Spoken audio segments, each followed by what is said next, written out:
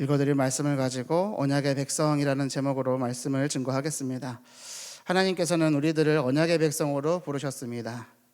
말씀으로 역사하시는 하나님께서는 언약의 백성들에게 지금도 역사하고 계십니다. 올해 우리에게 주신 원단의 말씀, 하나님이 행하실 새로운 시작의 응답은 바로 언약 잡은 언약의 백성들의 삶을 통하여 행하실 말씀 성취의 응답일 것입니다.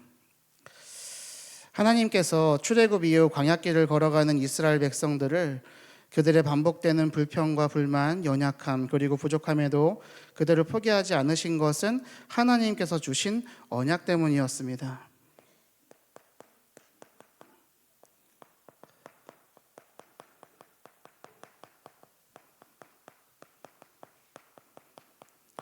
이 약속을 가진 백성이었기 때문에 언약의 백성입니다. 오늘 언약의 백성이라는 제목으로 말씀을 나누려고 하는데, 언약이 무엇입니까? 한자 그대로를 보면 말씀의 약속입니다. 예수님이 이 땅에 오실 것이라는 약속이 이미 성취되었습니다. 그것이 구약 성경의 내용입니다. 그리고 그 성취된 약속이 바로 복음입니다. 예수님께서 이 땅에 오신 것이 복음이죠. 그분이 그리스도시고 그분이 십자가에서 죽으시고 부활하셨는데, 지금은 천국보좌 우편에서 이 땅에 복음이 모두 선포될 때에 다시 오실 것이라는 약속이 신약 성경의 말씀입니다.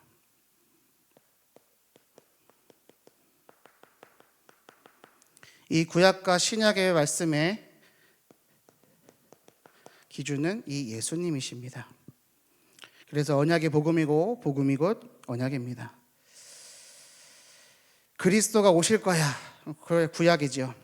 그리고 그리스도가 오셨는데 그분이 예수님이시고, 그 예수님이 죽으시고 부활하시고 승천하셨는데 이 땅에 다시 오실 거야, 이것이 신약 성경의 말씀입니다. 바로 이 말씀이 육신을 입고 이 땅에 오신 것을 성육신이라고 합니다. 예수님께서는 말씀대로 이 땅에 오셨고, 말씀대로 고난을 받으셨고, 죽으셨고, 말씀대로 부활하셨습니다. 그러므로 예수님께서는 말씀대로 이 땅에 다시 오실 것입니다. 성육신, 대속, 부활, 승천, 임재, 재림, 심판, 이 모든 것이 예수님께서 이 땅에 오셔서 하신 일이고 하실 일입니다. 즉 복음인 것이지요. 하나님의 약속의 본질은 바로 복음입니다. 그래서 이 복음을 놓친 언약은 참된 언약이 아닙니다. 이 복음을 바르게 붙잡는 여러분들 되시기를 바랍니다. 그런데 하나님이 이 복음을 주실 때에 우리와 상의하고 주신 것이 아니라 일방적으로 베풀어 주신 약속이고 은혜입니다. 이 복음은 예수님의 이야기인데, 하나님이 사람들과 상의한 것이 아니라 사람들에게 일방적으로 주신 은혜인 겁니다. 창세기 15장에서 아브라함과 맺으신 횃불 언약이 그런 은혜였고, 출애굽기 19장에서 이스라엘 백성들과 맺으신 시내산 언약이 바로 그런 은혜였습니다. 일방적이고도 막을 수 없는 은혜이기 때문에 우리는 그것을 불가항력적인 은혜라고 말합니다. 은혜입니다. 우리들은 이 은혜 받은 자인 줄을 믿습니다. 그 언약의 내용이 구약과 신약, 오신 그리스도, 그리고 다시 오시는 그날 세계 복음화, 이것이 은혜입니다. 하나님이 약속하셨고 하나님께서 행하시기 때문에 우리의 수준과는 상관없이 그 언약은 반드시 성취되는 겁니다. 우리의 수준으로는 복음이 복음될 수 없지만 하나님의 수준으로는 이 복음이 은혜이고 언약이기 때문에 하나님께서는 이 언약을 붙잡은 자들을 통하여 언약을 성취하신 줄을 믿습니다. 이 그리스도 세계복음의 언약을 붙잡는 겁니다. 초대교회 성도들이 마가다락방에 모일 때의 상황이 어떠했습니까? 따르던 예수님은 십자가에 못 박혀 죽으셨고, 그로 인해서 앞장서 따르던 사도를 비롯한 많은 제자들도 뿔뿔이 흩어져서 도망쳤습니다. 그런데 부활하신 예수님께서 약속하신 성령을 기다리라고 말씀하신 그 약속을 붙들고 마가의 다락방에 모여서 기도했고, 그 자리, 성령의 임재가 임한 그 순간에 사도행전 2장과 3장에서의 능력의 역사가 일어난 것입니다. 이 능력의 역사가 지금 우리에게 필요한 응답이고 능력이고 은혜인 줄을 믿습니다. 하나님께서는 지금도 어제나 오늘이나 동일하게 역사하십니다. 이 언약 때문에 하나님은 하나님의 자녀에게 복 주시고 인도하십니다. 하나님은 이스라엘 백성들을 그들의 능력과 외모 때문에 부르신 것이 아닙니다. 말을 잘 듣고 순종적이어서 그들을 들어 사용하신 것도 아닙니다. 우리가 계속 보고 있는 출애굽 광야길에서의 이스라엘 백성들의 모습만 보더라도 말 안 듣고 금방 까먹어버리는 약한 모습이 가득합니다. 그런데 하나님은 참 이상하신 게 먼저 약속을 하시고 그 약속 때문에 지키시고 그 약속 때문에 보호하시고 그 약속으로 인도하셔서 그 약속을 성취하시는 데 통로로서 약속 잡은 자녀를 사용하는 것이죠. 그렇다면 하나님께서 그렇게까지 하시는 이유가 무엇일까요? 그것은 하나님의 사랑이 아니고서는 설명할 방법이 없습니다. 구약시대 광야길을 걷는 이스라엘 백성에게 하나님께서 단서를 붙이셨습니다. 너희가 내 말을 잘 듣고 언약을 지키면입니다. 그러면 하나님의 소유 제사장 나라 거룩한 백성이 되리라는 것입니다. 신약시대 초대교회 예루살렘 공동체에 모인 제자들에게도 단서를 붙이셨습니다.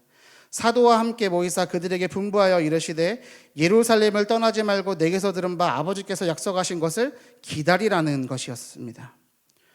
몇 날이 못되어 성령으로 세례를 받으리라는 말씀을 믿고서 마가의 다락방에 올라 하나님의 약속 성취하심을 기다린 것입니다. 그들은 모일 수 없는 상황이었고 또 모이면 안 되는 곳에 하나님의 약속을 믿고 모여서 말씀 성취의 응답을 받은 것이었습니다. 그렇다면 지금 성령 시대를 살아가고 있는 우리에게 하나님께서는 어떤 단서를 붙이실까요? 그것은 바로 말씀이신 예수님을 믿고 약속하신 성령과 함께 동행하며 날마다 예수님을 주인 삼고 우리에게 주신 복음을 누리는 것. 그것은 바로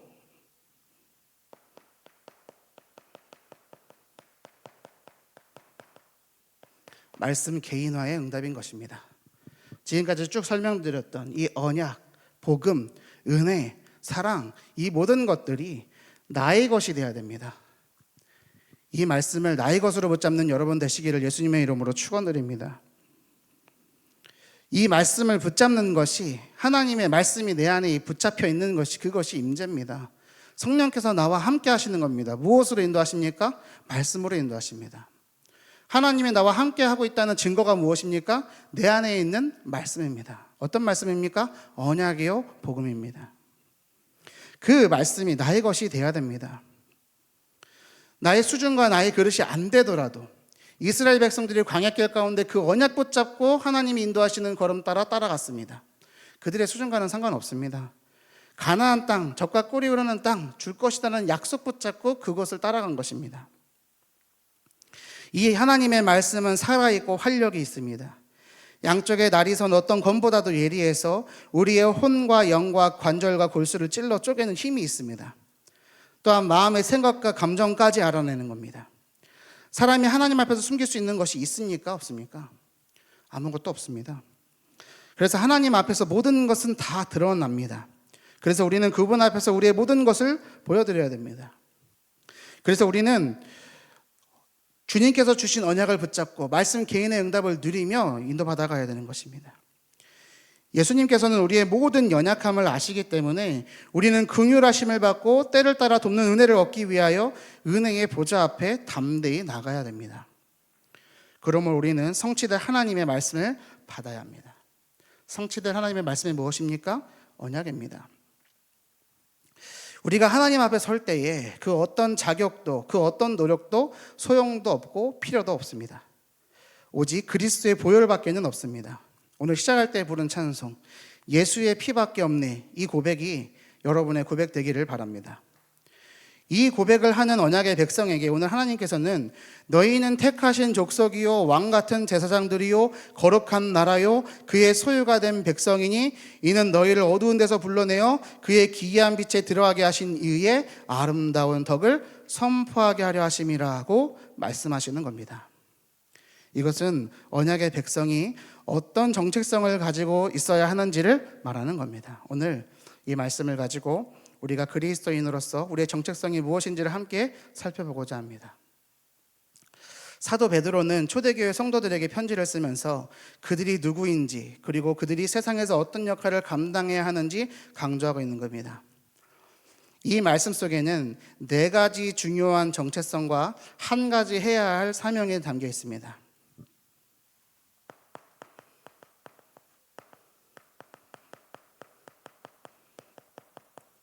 첫 번째, 택하신 족속.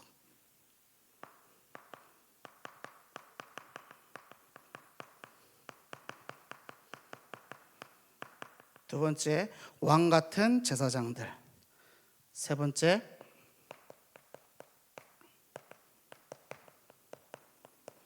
거룩한 나라. 네 번째, 그의 소유된 백성.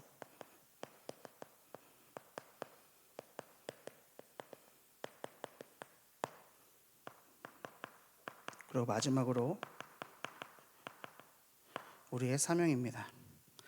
이 말씀을 순서대로 살펴보겠습니다. 첫 번째로 택하신 족속입니다. 이 택하신 족속은 하나님의 선택받은 백성이라는 겁니다.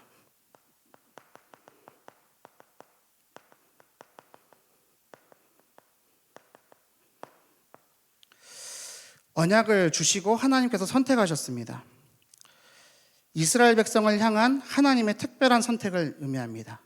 신명기 7장 6절에서 11절의 말씀을 보면은 하나님께서 이스라엘 백성을 하나님의 성민으로, 즉 거룩한 백성으로 부르신 이유를 설명하십니다.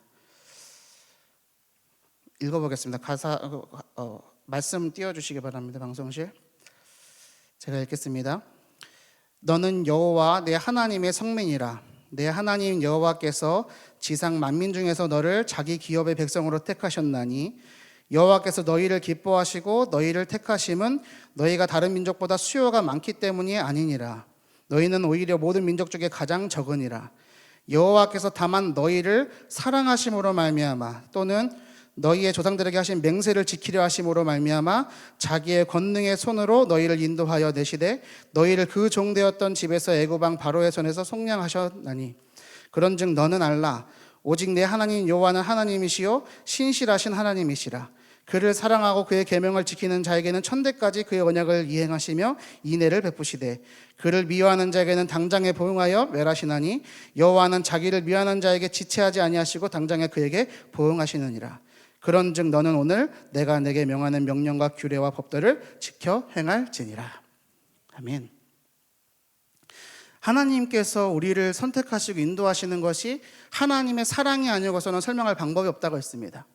오늘 방금 읽었던 이 신명기 7장의 말씀에서는 하나님께서 우리를 사랑하시기 때문에, 또한 하나님께서 그들의 조상에게 약속하신 약속 때문에, 그 맹세하신 약속 때문에 선택하셨다는 겁니다. 이들의 수준과는 상관없습니다. 하나님께서 일방적으로 베풀어 주셨던 은혜였습니다.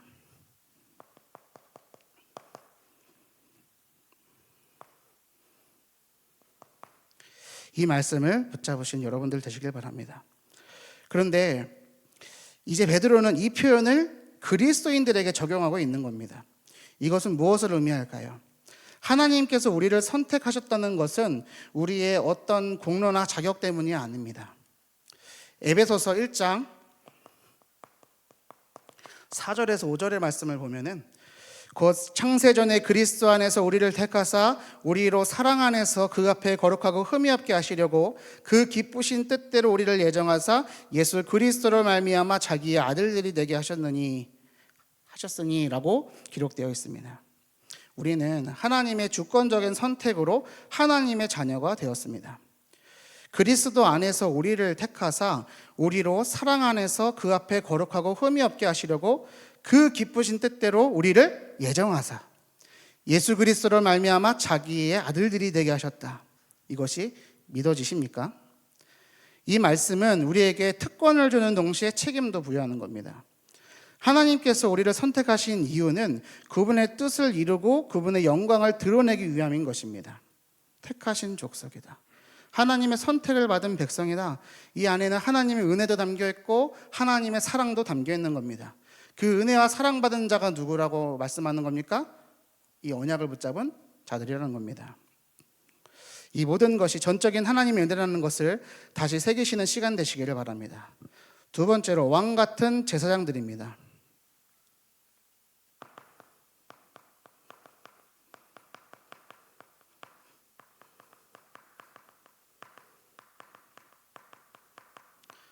왕 같은 제사장들이라는 의미는 무엇이냐? 하나님과 세상을 연결하는 다리라는 겁니다. 구약시대 이스라엘에서 제사장은 하나님과 백성 사이의 중재자 역할을 했습니다. 그들은 백성들을 대표해서 하나님께 제사를 드리고 하나님의 말씀을 백성들에게 전달했습니다. 베드로는 그리스도인들을 왕 같은 제사장들이라고 부릅니다. 출애굽기 19장 6절에서 너희는 내게 제사장 나라가 되며 거룩한 백성이 되리라고 말씀하신 것을 떠올리게 만들죠. 예수 그리스도께서 오셔서 우리의 대제사장이 되심으로써 이제 모든 성도들은 어떤 사람의 조력 없이 직접 하나님께 나아갈 수 있게 되었습니다. 히브리서 4장 16절을 보면 그러므로 우리는 긍휼하심을 받고 때를 따라 돕는 은혜를 얻기 위하여 은혜의 보좌 앞에 담대히 나아갈 것이니라고 말씀합니다. 종교개혁자 마틴 루터가 강조했던 만인 제사장 교리의 성경적 근거가 여기에서 나오죠. 모든 성도는 그리스도를 통해 하나님께 직접 나아갈 수 있으며 중보자나 성직자 계급의 필요 없이 하나님과 직접 교제할 수 있다는 것을 가르치는 것입니다. 히브리서 10장 19절로 22절 말씀을 보면 그러므로 형제들아 우리가 예수의 피를 힘입어 성소에 들어갈 담력을 얻었나니 그 길은 우리를 위하여 휘장 가운데로 열어놓으신 새로운 살 길이요 휘장은 곧 그의 육체니라. 또 하나님의 집 다스리는 큰 제사장이 계심에 우리가 마음의 뿌림을 받아 약한 양심으로부터 벗어나고 몸은 맑은 물로 씻음을 받았으니 참 마음과 온전한 믿음으로 하나님께 나아가자 라고 되어 있습니다.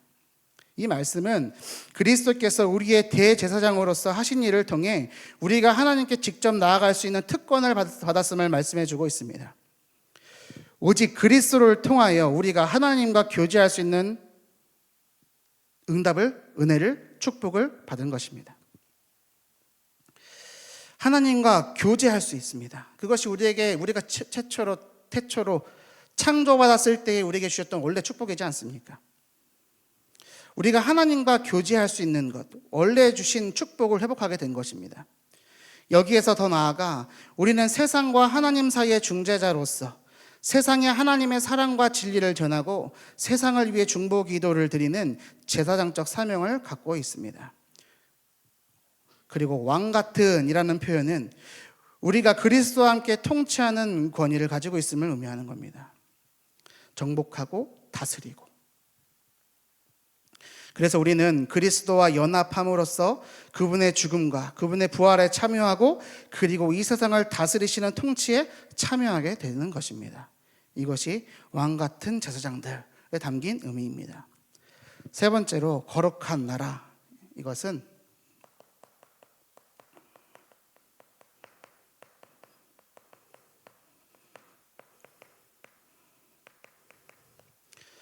세상과 구별된 공동체라는 겁니다.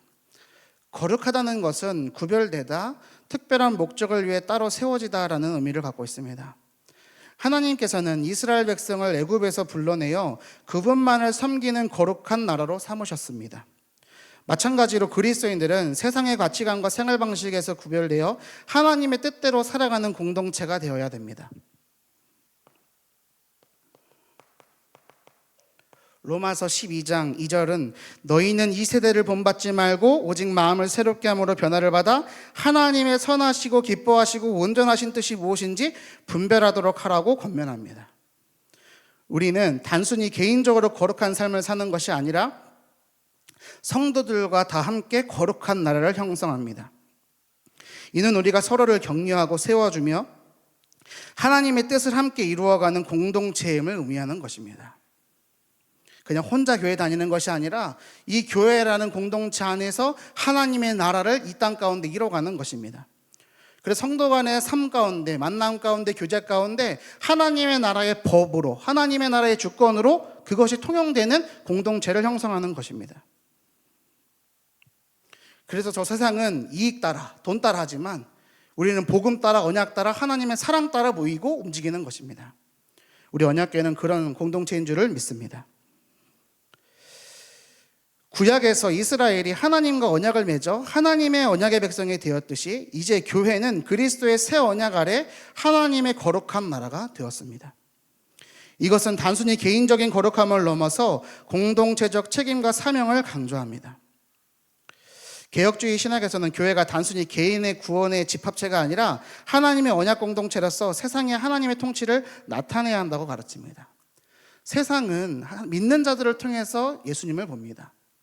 세상은 교회를 통해서 하나님을 보는 겁니다. 그래서 우리들은 교회 안에서 이 복음을 누리고 언약을 누리고 세상에 복음을 증거하는 응답을 누리는 것이죠. 이것이 바로 창세기 1장 28절에서부터 말씀하신 생육, 번성, 정복, 다스림, 즉 문화명령이라고 하는 겁니다. 그리스도인들이 세상에서 분리되어 살아가는 것이 아니라 세상 속에서 하나님의 주권을 인정하고 모든 영역에서 그분의 뜻을 이루어가야 한다는 것을 의미합니다. 마태복음 5장 13절에서 16절을 말씀을 보면 예수님은 우리를 세상의 소금과 빛이라고 칭하셨습니다. 이 어두운 세상에 하나님의 사랑이 없고 은혜가 없는 세상을 변화시키고 살릴 소금과 빛으로 우리를 부르신 줄을 믿으시기를 바랍니다. 이 세상의 소금과 빛으로서 정치, 경제, 사회, 문화, 예술, 과학, 교육 등 모든 영역에서 하나님의 거룩함을 드러내는 응답을 누리시기를 바랍니다. 네 번째로 그의 소유된 백성, 이것은 하나님께 특별히 속한 사람들이라는 겁니다.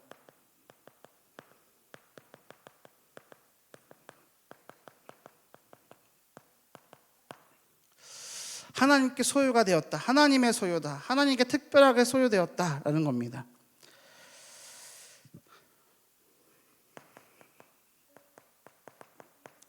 출애굽기 19장 5절에서 세계가 다 내게 속하였나니 너희가 내 말을 잘 듣고 내 언약을 지키면 너희는 모든 민족 중에서 내 소유가 되겠고 라고 말씀하신 것을 떠올릴 수 있습니다.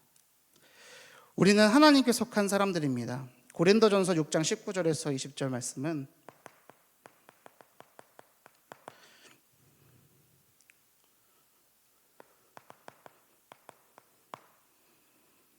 너희 몸은 너희가 하나님께로부터 받은 바 너희 가운데 계신 성령의 전이인 줄을 알지 못하느냐. 너희는 너희 자신의 것이 아니라 값으로 산 것이 되었으니 그런즉 너희 몸으로 하나님께 영광을 돌리라고 말씀합니다. 우리는 예수 그리스도의 피로 값주고 사신 보배로운 존재입니다. 하나님의 소유된 백성인 것입니다. 우리는 이처럼 가치 있고 존엄한 존재이며 그러므로 우리의 삶은 하나님의 뜻에 따라 살아야 하는 것입니다. 하나님의 뜻이 뭡니까? 이 복음을 누리고 복음을 증거하는 겁니다. 하나님의 뜻인 언약인 그리스도 세계복음화의 언약 성취로 들어가는 것입니다. 이 들어가는 방법은 우리가 무슨 행동을 잘하거나 뭔가 세상적인 것을 채우거나 하는 것이 아니라 하나님의 약속 안에 거하고 그 약속을 믿고 하나님이 인도하시는 대로 따라가는 것입니다. 임재와 동행이죠. 이 말씀을 생각하시면서 우리에게 주신 은혜 속으로 그 은혜를 붙잡는 여러분들 되시기를 바랍니다. 예수 그리스도의 피로 값주고 사신 보배로운 존재라니까요. 세상에서 바라보는 나를 바라보면서 나의 정체성을 재단하는 것이 아니라 하나님이 주신 말씀을 붙잡고 나를 보는 겁니다. 하나님의 뜻에 따라 살아가는 여러분 되시길 바랍니다. 우리와 우리의 삶은 우리의 자신의 것이 아니라 하나님께 속한 것입니다. 왜요? 하나님의 소유된 백성이기 때문입니다. 하나님은 창조주로서 모든 것의 주인이십니다. 특별히 그리스도의 피로 값주고 사신 자들에 대한 소유권을 가지고 계신 겁니다. 이 소유권은 단순한 지배가 아니라 언약적 관계를 의미합니다. 하나님은 우리의 주권자이시면서 동시에 우리의 아버지이십니다. 하나님이 우리를 사랑하셔서 선택하시고 은혜를 베푸사 인도하고 계시는 겁니다. 하나님은 우리를 사랑으로서 다스리고 계시는 겁니다. 그러므로 언약 가진 자는 살아서나 죽어서나 영혼도 몸도 자신의 것이 아니요 신실하신 구주 예수 그리스도의 것입니다. 예수님의 보혈로 나의 모든 죄값은 다 치루어졌으며 예수님은 나를 마귀의 모든 권세에서 구원해내셨고 그러므로 그의 성령으로 말미암아 영생을 확신하게 하시며 이제부터 그리스도를 위해 살도록 마음으로부터 바라도록 만드시고 그렇게 살 준비를 갖춰가도록 하시는 것입니다. 이 고백을 새기는 은혜가 있으시기를 바랍니다. 그러면 다섯 번째로 우리의 사명은 무엇이냐?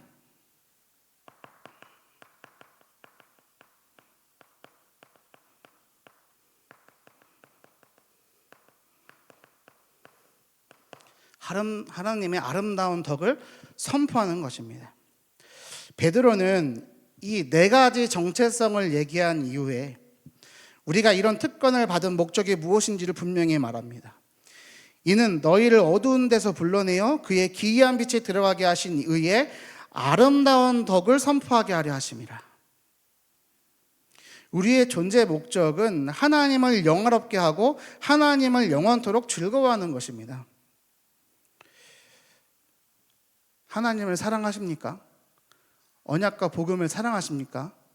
그 언약과 복음을 누리도록 세우신 이 교회 공동체를 사랑하십니까? 그렇다면 우리의 삶도 소중한 것이고 우리의 이웃도 소중한 것이고 교회에 같이 교제하는 우리 성도들은 얼마나 소중한 것입니까? 이 교회 안에서 자라나고 있는 후대들은 얼마나 또 소중합니까? 하나님이 우리를 불러주신 것은, 우리에게 하나님의 자녀로서 세워주신 것은 잘 먹고 잘 살아라, 그냥 세상적인 가치관 그거 아닙니다. 그것도 포함이지만 그것을 뛰어넘는 것, 하나님의 사랑과 하나님의 은혜를 가지고 이 어두운 세상의 소금과 빛의 역할을 감당하며 하나님의 사랑이 없는 자들에게 그리스도의 사랑을 증거하는 전도자로 세워지시기를 원하는 겁니다. 이것이 나의 존재 목적이다. 하나님을 영광토록, 하나님을 영원토록 즐거워하는 존재다. 이것을 기억하시길 바랍니다.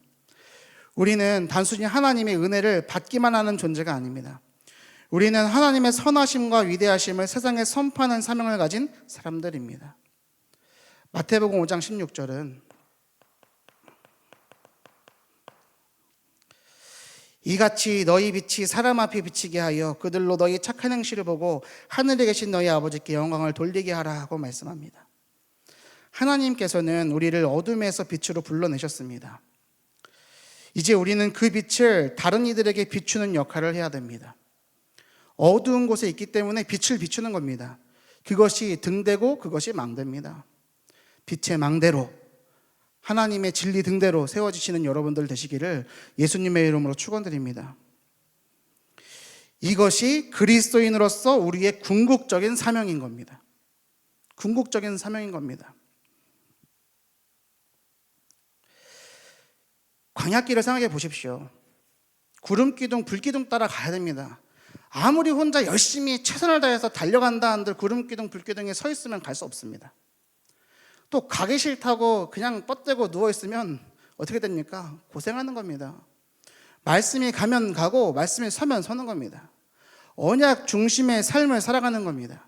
하나님께서는 이 말씀을 성경을 통하여, 이 거룩한 교회 공동체를 통하여, 강단의 말씀을 통하여 주고 계시는 겁니다. 그래서 언약의 백성인 우리들은 무엇을 붙잡아야 됩니까? 하나님의 말씀을 붙잡아야 됩니다. 강단 말씀 붙잡으시고 성령의 인도를 받아 하나님과 동행하는 응답을 누리는 여러분들 되시기를 바랍니다. 그래서 그 언약을 비추어 주는 겁니다. 언약의 빛을, 복음의 빛을 비춰주는 겁니다. 다른 이들에게 비추는 겁니다. 그것이 궁극적인 우리의 사명입니다. 우리는 하나님의 은혜로 구원받았으며 오직 믿음으로, 오직 그리스도를 통하여, 오직 성경에 근거하여, 오직 하나님의 영광을 위해 살아가는 사람들입니다. 이것이 베드로전서 2장 9절 말씀에서 아름답게 담아내고 있는 것입니다. 이 베드로전서 2장 9절의 말씀을 그냥 잘 아는 구절이니까 그냥 넘어가는 것이 아니라 하나씩 하나씩 곱씹으시면서 나에게 주신 정체성과 나에게 주신 사명이 무엇인지를 다시 한번 새기는 여러분들 되시면 좋겠습니다.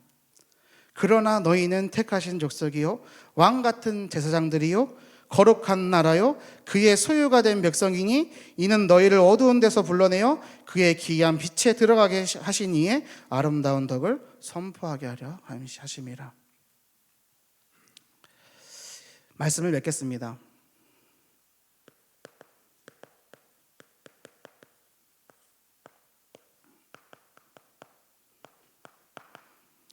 우리의 정체성 무엇입니까? 하나님의 도구입니다. 사랑하는 성도 여러분, 오늘 우리는 베드로전서 2장 9절을 통해서 그리스도인의 정체성을, 우리의 정체성을 살펴봤습니다. 우리는 하나님께서 특별히 택한 족속이고 왕같은 제사장들이고 거룩한 나라고 그의 소유가 된 백성입니다. 이러한 정체성은 우리에게 특권을 주는 동시에 사명도 부여합니다. 우리는 세상에서 하나님의 빛을 비추고 그분의 아름다운 덕을 선포하는 자들이 되어야 됩니다. 여러분은 오늘 이 말씀을 통해 자신의 가치와 사명을 다시 한번 깨닫고 하나님의 뜻대로 살아가는 삶을 결단하시길 바랍니다. 시내산에서 이스라엘 백성들에게 임재하셨듯 그리스도로 말미암아 구원하시고 성령으로 우리와 함께하고 계시는 하나님. 그러므로 우리들은 결코 평범한 사람들이 아닙니다. 우리는 하나님의 특별한 목적을 위해 부르심을 받은 사람들입니다. 그 특별한 목적이 뭡니까? 오늘 주신 말씀이죠.